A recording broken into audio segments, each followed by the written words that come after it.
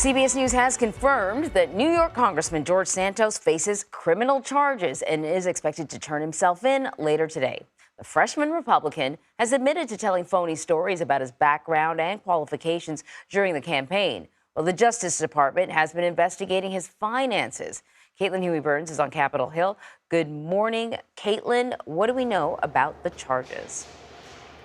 Good morning, Anne-Marie. Well, we don't know much about the specific charges because they remain under seal, but we are expected to learn more about them later today when the congressman is expected to appear in court.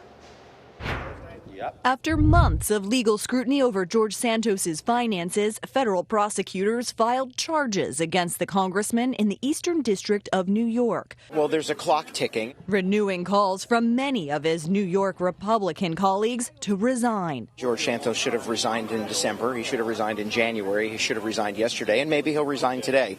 But sooner or later, honesty and justice will be delivered to him. Santos is at the center of several investigations. The FBI is probing his pet charity, and the Securities and Exchange Commission inquired about his work for Harbor City Capital, a financial firm that was running a Ponzi scheme.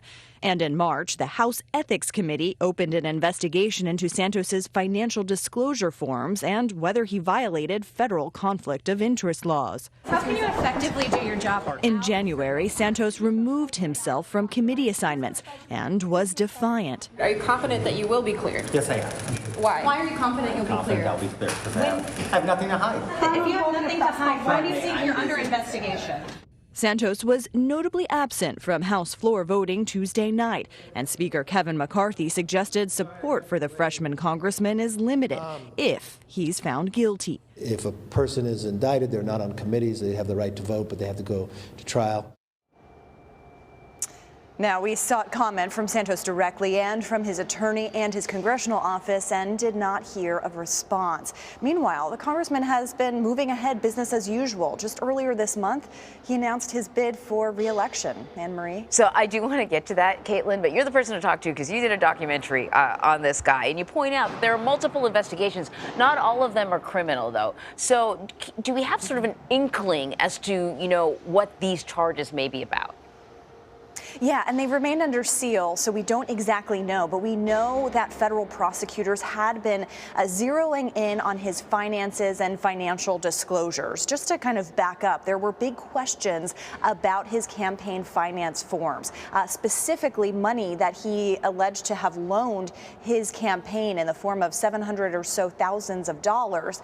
There were lots of questions about that because it didn't quite match up with the money that he was reported to have been making at the time. So that has been kind of the focus of the federal investigation. That's also been the focus of the investigation ongoing here in Congress in the House Ethics Committee. They had a lot of questions about those campaign finance forms. And so we will learn more about these charges. But as for now, they remain under seal. So you point out he's already announced that he'll be seeking re-election. And before, there was an investigation into the campaign finance sort of issues. The issue really was him lying about his resume. And Republicans, many in Congress, seemed hesitant to criticize him for that. So keeping this in mind, he says he wants to run for re-election, but clearly criminal charges could complicate that. What sort of impact would it have in Congress, in the House, if he's unable to run again or has to step down? Yeah, it's such an interesting question, Anne-Marie, because, when the news of this first broke, the exaggerating his resume, lying about his past, he admitted to fabricating parts of his resume. But, there is a difference between, lying about your past and lying about things on official documents, which is what the center of the investigation is about.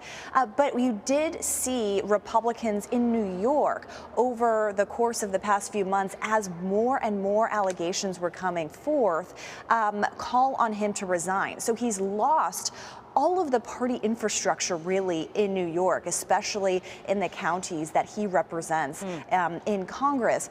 But that hasn't really moved him at all. He's remained defiant. Yes, he removed himself from committee assignments, but we've all been waiting to see whether charges would change that dynamic at all. And we did hear from Kevin McCarthy yesterday saying that if he is found guilty, he would likely ask him to step down. But so far, he's running for re-election, moving ahead, having events, didn't seem to be fazed at all by any of this. The big question is, how are Republicans gearing up for that seat?